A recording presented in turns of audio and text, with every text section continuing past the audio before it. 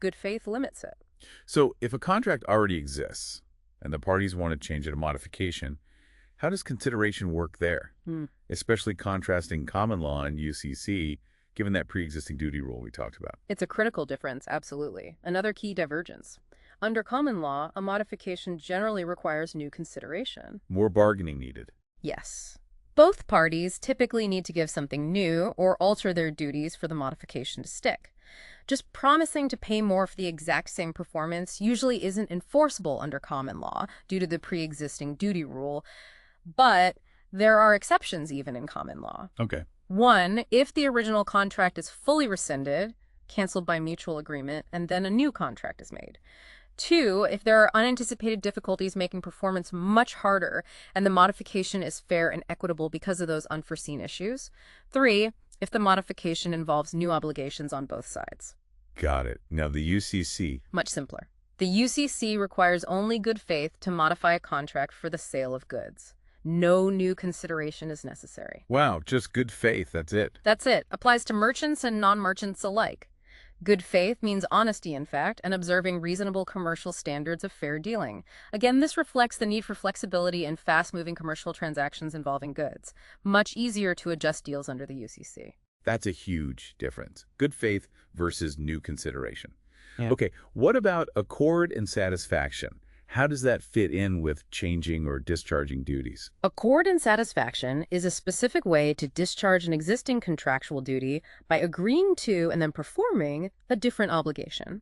An accord is the agreement itself where one party agrees to accept some different performance from the other party to satisfy the existing duty. Like instead of paying $100 cash, I agree to paint your fence instead. Perfect example. The agreement to accept the fence painting instead of the $100 is the accord. Satisfaction is the performance of that accord when you actually paint the fence. And only then is the original debt gone. Exactly. Once satisfaction occurs, the fence is painted. Both the original duty to pay $100 and the duty under the accord to paint are discharged, but the original contract is not discharged until satisfaction is complete. If you don't paint the fence, the other party can sue you either on the original $100 debt or for breaching the accord agreement to paint. Gives them options. Right. And practically, this often comes up with disputed debts. An unliquidated or disputed claim, where the amount or validity is uncertain, can sometimes be discharged if one party sends a checkmarked payment in full for a lesser amount and the other party cashes it. That can operate as an accord and satisfaction. Interesting. So we've covered consideration thoroughly. But sometimes promises are binding without it, right? These consideration substitutes. This seems really important, like a safety net. They are vital. They allow promises to be legally binding, even without that traditional bargain for exchange, usually to prevent injustice. They're like legal escape hatches or fairness mechanisms. Okay, what are the main ones? 1. New promise to pay debt barred by statute of limitations.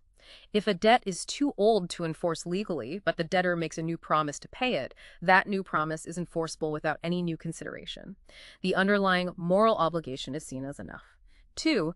New promise to perform avoidable duty. If a duty was voidable, like a minor's contract, but the party later promises to perform it after the reason for voidability is gone, like reaching adulthood, that new promise is enforceable without new consideration. 3. Material benefit rule. This is more modern. If someone performs an unrequested service, often in an emergency, conferring a significant benefit, like saving your property from fire, a later promise by you to pay for that benefit can be enforced. It's limited, though usually only to the extent needed to prevent injustice, not for someone who just butts in. 4. Promissory estoppel detrimental reliance. We touched on this for irrevocable offers, but it's the major consideration substitute. Right, the contract light. Exactly. It makes a promise binding if 1. The promisor should reasonably expect the promise to induce action or forbearance. 2. The promise does induce that action or forbearance. And 3. Enforcing the promise is the only way to avoid injustice. So it sounds almost like a safety net for fairness when the strict rules of consideration don't quite fit. What's the biggest misconception you see students have about when to apply promissory estoppel instead of looking for actual consideration? The absolute biggest mistake is reaching for promissory estoppel too quickly, using it as a first resort instead of a last one. On an exam or an analysis, you should always evaluate first. Is there sufficient consideration to form a traditional contract? Look for the bargain first. Always. Promissory estoppel is a fallback. It's for situations where fairness cries out for enforcement, even though the formal elements of consideration aren't perfectly met. It's powerful, but it's a substitute, not the main event. That's a powerful tool, but clearly with its own specific lane. Okay, so once we think we have offer, acceptance, and consideration, or a substitute, what can still go wrong? What about enforceability and the defenses that might prevent a contract from being valid or enforceable, even if formed? This brings us to D in our formation section, defenses, and it's a biggie. First, it's crucial to understand the different potential statuses of a contract when a defense is raised. Statuses. Yeah. Is it void? Meaning it's a complete nullity, treated as if it never existed, like a contract to commit a crime or one made with someone already declared mentally incompetent by a court, no legal effect whatsoever. And we void never existed. Right. Then there's voidable. This means a valid contract was formed, but one party has the legal power to choose to either affirm it or avoid, rescind it. Think contracts induced by fraud, duress, or made with a minor. It's valid until the wronged party voids it. So, voidable, option to cancel. Exactly. And finally, unenforceable. Here, a valid contract exists, but some rule prevents a court from enforcing it against a party who refuses to perform. The classic example is a contract that falls under the statute of frauds but isn't in writing. The contract isn't void or voidable, it just can't be enforced in court due to that specific defense. Void, voidable, unenforceable. Got the distinctions. Now, what are the actual defenses to formation, the things that attack the validity from the start? Right. These prevent a contract from truly existing or being valid. First up, mistake. This is about an erroneous belief regarding a fact that exists at the time the contract is formed, and it relates to a basic assumption of the contract. Mistake about a key fact. Yes. And there are two main types. Mutual mistake. Both parties are mistaken about the same essential element. Think buying a painting you both believe is a genuine Picasso, but it's actually a fake. The contract is voidable by the adversely affected party, provided they didn't bear the risk of that mistake. And unilateral mistake. Only one party is mistaken. This is harder to get out of. The contract is voidable by the mistaken party only if they didn't bear the risk, and either the other party knew or should have known about the mistake, or enforcing the contract would be unconscionable. Generally, you're stuck with your own mistake unless the other side played unfairly or the result is shockingly harsh. Okay, what about reformation? You mentioned that. Reformation is an equitable remedy, not really a defense to avoid the contract. If there was a prior agreement, but the written contract doesn't accurately reflect it due to a typo or scrivener's error, a mutual mistake in writing it down, a court can reform or rewrite the contract to match the actual intent. If reformation is possible, generally neither party can avoid the contract. Okay, so mistake is about being wrong about existing facts. What about if there's a total misunderstanding about what the words mean, even if both parties think they agree? Like that famous peerless ship case. Ah, yes, the peerless case. That's a classic example of misunderstanding, which is different from mistake. Here, both parties attach different meanings to the same material term, and neither knows or has reason to know the other party has a different understanding. Two ships named Peerless sailing at different times. Exactly. The outcome depends on who knew what. If neither party knows or should know of the ambiguity, no contract, no meeting of the minds. If one party knows or should know, the other has a different understanding. The contract is formed based on the meaning of the term as understood by the innocent, unknowing party. The knowing party is stuck with the other's interpretation. If both parties know of the ambiguity, again, no contract unless they happen to intend the same meaning anyway. Fascinating. Depends on who knew what. Okay, next defense. Misrepresentation. This involves an assertion that's not in accord with the facts. It can be fraudulent or non-fraudulent. Okay, lying or misleading. Essentially. Fraudulent misrepresentation requires proving the misrepresentation was made knowingly or recklessly, with intent to mislead, and that the other party justifiably relied on it, inducing them into the contract. And there are two types of fraud. Yes. Fraud in the factum is rare. It's where the fraud prevents a party from even knowing the character or essential terms of what they're signing. Think signing something disguised as an autograph request that's actually a deed. This makes the contract void. They never truly assented. Okay, void. Like mistake. Right. More common is fraud in the inducement.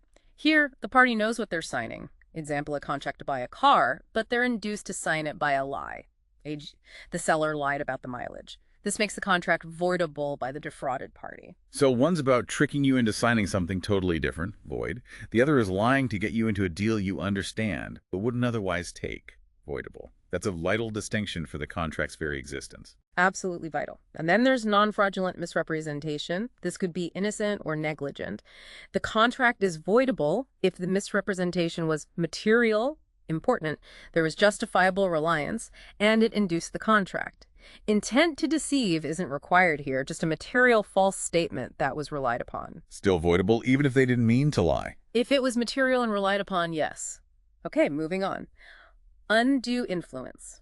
This is about unfair persuasion, usually where there's a relationship of dominance or trust and confidence. Like a caregiver and an elderly person, or a lawyer-client. Exactly. The persuasion overcomes the will of the dependent party. The contract is voidable by the victim. If there's a confidential relationship, the dominant party often has the burden to prove the transaction was fair. Okay. What about duress? Sounds more forceful. It is. Duress involves an improper threat that leaves the party with no reasonable alternative but to agree. What counts as an improper threat? Threats of criminal prosecution, bad faith civil suits, or sometimes economic threats like breaching a contract in bad faith to exploit a vulnerability, like withholding critical supplies unless the price is unfairly raised. The key is the lack of meaningful choice. And the effect? Void or voidable? If the duress involves actual physical compulsion, like grabbing someone's hand and forcing a signature, the contract is void. In other cases, like economic duress, it's typically voidable by the victim. Got it. Last one for formation defenses. Capacity to contract. Certain individuals lack the legal capacity to enter binding contracts. Minors. Yes, infancy. Contracts made by minors, usually under 18, are voidable by the minor. They can choose to disaffirm the contract anytime before or shortly after reaching adulthood. The main exception is for contracts for necessities like food, shelter, where the minor is liable for the reasonable value, not necessarily the contract price. Okay. Who else lacks capacity? Mental illness. If someone has been adjudicated mentally incompetent by a court, their contracts are void. If they haven't been adjudicated but were mentally ill such that they couldn't understand the nature or consequences of the transaction at the time, their contracts are voidable. Guardianship. Contracts made by someone under legal guardianship are generally void, guardian contracts for them. And intoxication.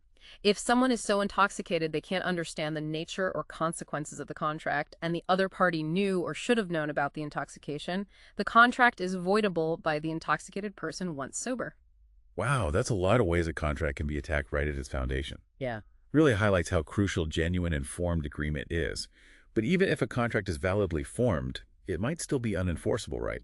What are the defenses to enforcement? These seem to come up after formation. Exactly. The contract looks fine on paper, formation-wise, but a court might refuse to enforce it for public policy reasons or because of extreme unfairness. 1. Illegality. If the consideration or the performance itself is illegal. If the contract is illegal at the time of formation, a murder for hire contract, it's void. If the performance becomes illegal after formation due to a new law, the duty to perform is usually discharged. There are some narrow exceptions allowing recovery in certain situations, like if one party was justifiably ignorant of the illegality. Okay, illegality kills enforcement. 2. Unconscionability. This is a powerful defense where a contract or a term is just so shockingly unfair that no reasonable person would agree to it.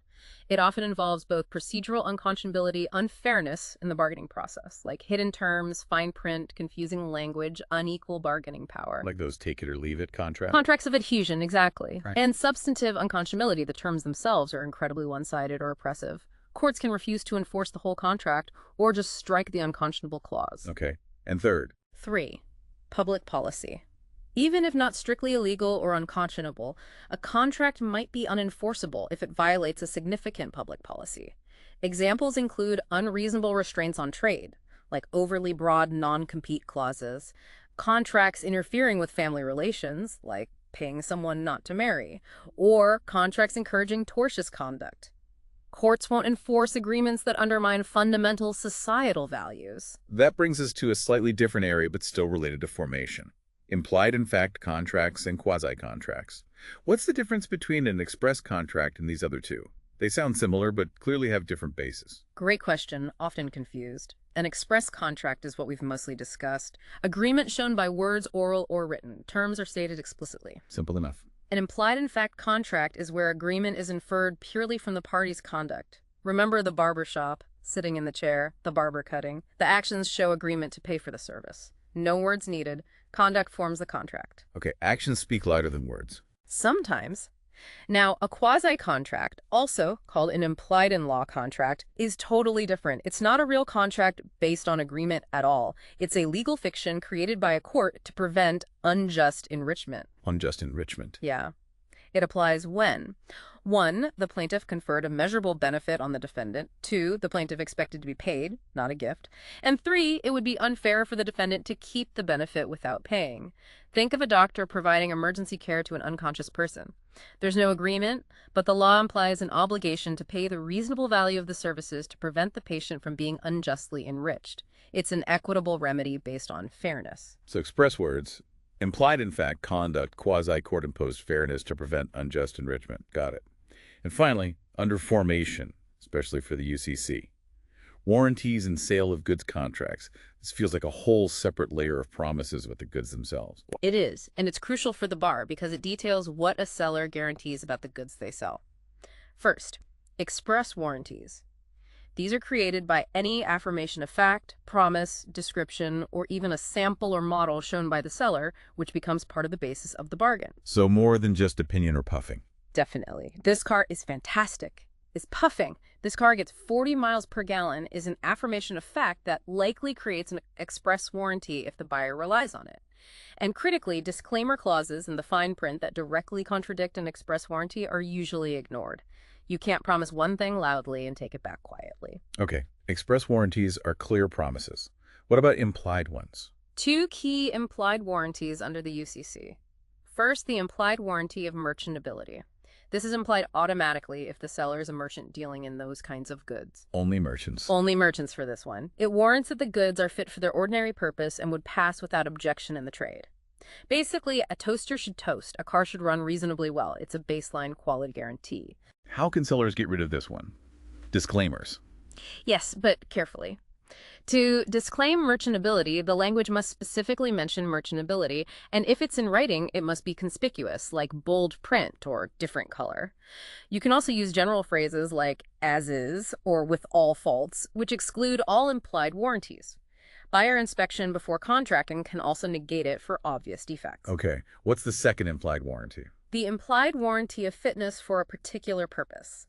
This one arises if the seller, merchant or not, knows or has reason to know the specific purpose for which the buyer needs the goods and knows the buyer is relying on the seller's skill or judgment to select suitable goods. Like asking a paint store employee for paint that sticks to plastic. Perfect example. If they know your specific need and your reliance on their recommendation, this warranty is created. The paint they recommend is implicitly warranted as fit for that particular purpose. This can also be disclaimed, usually with general language in a conspicuous writing. So, lots of specific rules for promises about goods. All right, that was a truly exhaustive deep dive into formation. We've established how contracts are made. Now let's move to the S in after. Statute of frauds. Okay, so we've got formation covered, but before we get too comfortable, another major hurdle. The statute of frauds. This isn't about whether a contract exists, but whether you can prove it in court, right? Needs writing.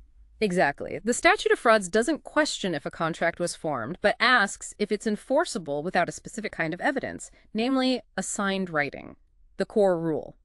Certain types of contracts are unenforceable unless evidenced by a writing signed by the party against whom enforcement is sought, the party to be charged containing the essential terms. No writing, no enforcement in court, even if everyone agrees an oral deal was made. So which contracts need this writing? There's a mnemonic, right? Yes, the classic mnemonic is Mr. Esser, or sometimes my legs. Let's use Mr. Esser. Okay. M is for marriage. Agreements made in consideration of marriage. Not the promise to marry, but promises made in exchange for marrying, like prenuptial agreements. Got it. S. S is for suretyship. A promise to answer for the debt or duty of another person. Basically guaranteeing someone else's debt. If he doesn't pay you, I will. There's a main purpose exception here. If the guarantor's main reason for promising is to benefit themselves, it might fall outside the statute. Okay. O is for 1 year. Contracts that cannot possibly be fully performed within 1 year from the date they are made. It's about possibility, not probability. A contract for lifetime employment is outside the statute because the person could possibly die within a year. But a contract for 13 months of service inside the statute needs a writing. Tricky distinction. Possibility, not likelihood. U. U is for UCC, specifically contracts for the sale of goods for $500 or more. The magic number. Yep, $500. For the UCC, the writing requirements are a bit looser than common law. Just needs to indicate a contract was made, identify parties, state the quantity, and be signed by the party being sued. Are there exceptions for the UCC part? Seems like merchants might have shortcuts. They do. Key UCC exceptions where no writing is needed even above $500, specially manufactured goods. Goods custom made for the buyer that aren't suitable for sale to others if the seller has substantially started making them. Partial payment or acceptance. If payment has been made and accepted or goods received and accepted, the contract is enforceable for the quantity paid for or accepted. Actions speak louder than lack of writing. Merchant's confirmatory memo. This is big. If both parties are merchants and one sends a written confirmation of the oral deal within a reasonable time, it satisfies the statute against the receiving merchant too, unless they object within 10 days of receiving it. Ah, the 10-day rule for merchants. Classic bar exam point. Absolutely. Okay, last one. RR is for real property. Contracts involving the transfer of any interest in land, sales, long-term leases, usually over a year, mortgages, easements. Needs a writing. Is there an exception for real estate too? Like if someone moves onto the land? Yes, the part performance exception for oral real estate contracts. It might be enforceable if the buyer takes certain actions demonstrating reliance. Typically requires 2 out of 3. 1, taking possession of the land. 2, making payment, full or partial. 3, making substantial improvements to the land. Those exceptions are critical, often where the analysis gets tough. Are there any general exceptions to the statute of frauds beyond the UCC or real estate specifics? 2 major ones apply more broadly. 1, promissory estoppel. We keep coming back to it. If a party reasonably and detrimentally relies on an oral promise that should have been in writing, and injustice can only be avoided by enforcement, a court might enforce it despite the statute. Yeah. Fairness again. 2, judicial admission. If the party being sued admits in court, in pleadings, testimony, discovery, that an oral contract existed, that admission satisfies the statute. Can't deny it in court documents and then rely on the statute. Okay, and you mentioned earlier, very important, don't confuse statute of frauds with the parole evidence rule. Crucial distinction. Statute of frauds. Is there any required signed writing? Parole evidence rule. We have a signed writing. What other evidence about earlier stuff can come in? Totally different questions. Perfect segue. Building on that, let's talk about the rule controlling outside evidence. Once we do have that written contract, the R in after that relates to interpretation. The parole evidence rule. This rule seems designed to protect the finality of the written word. That's a great way to think about it. The parole evidence rule is fundamentally about preserving the integrity of integrated written agreements. The core idea. It generally prevents a party from introducing extrinsic evidence, meaning prior or contemporaneous oral or written communications, that contradicts the terms of a final written contract. Because the writing is supposed to be the final deal. Exactly. If parties went to the trouble of writing it all down, that writing should be the definitive statement of their agreement. Now, for the rule to apply, the writing must be integrated. Integrated, meaning final. Yes, intended by the parties as their final expression. It can be a total integration, intended as complete and exclusive, or a partial integration, intended as final on the terms included but not necessarily complete. How do we know if it's integrated? Yeah. Common law traditionally used the 4 corners rule. Look only at the document itself. Does it look complete? If yes, total integration. The second restatement is a bit more liberal, allowing evidence of terms that might be naturally omitted if they don't contradict. The UCC is the most liberal. It often presumes partial integration, allowing outside evidence to explain or supplement unless it clearly contradicts. So the UCC is more open to context again. Very much so. Assumes commercial deals often rely on context. So the rule aims to keep earlier conflicting stuff out, but surely there are times it doesn't apply. That's where the fights must happen. When can you bring in this parole or outside evidence? Absolutely. The exceptions are critical, heavily tested, and where most real-world arguments lie. The parole evidence rule does not apply to bar evidence in several key situations. Okay, what? 1. Communications made after the written contract. The rule only blocks prior or contemporaneous stuff. Subsequent agreements or modifications. That's new evidence, not barred by the rule for the original contract.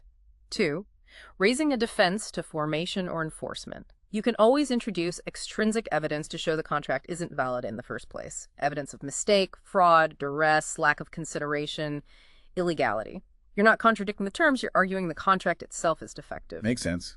Can't use the rule to shield fraud. Exactly. 3. Proving a condition precedent to the contract's existence. If the parties orally agreed the entire contract wouldn't take effect unless some condition occurred, this deal is off unless I get financing. Evidence of that oral condition is admissible. 4. Interpreting or clarifying an ambiguity. If a term in the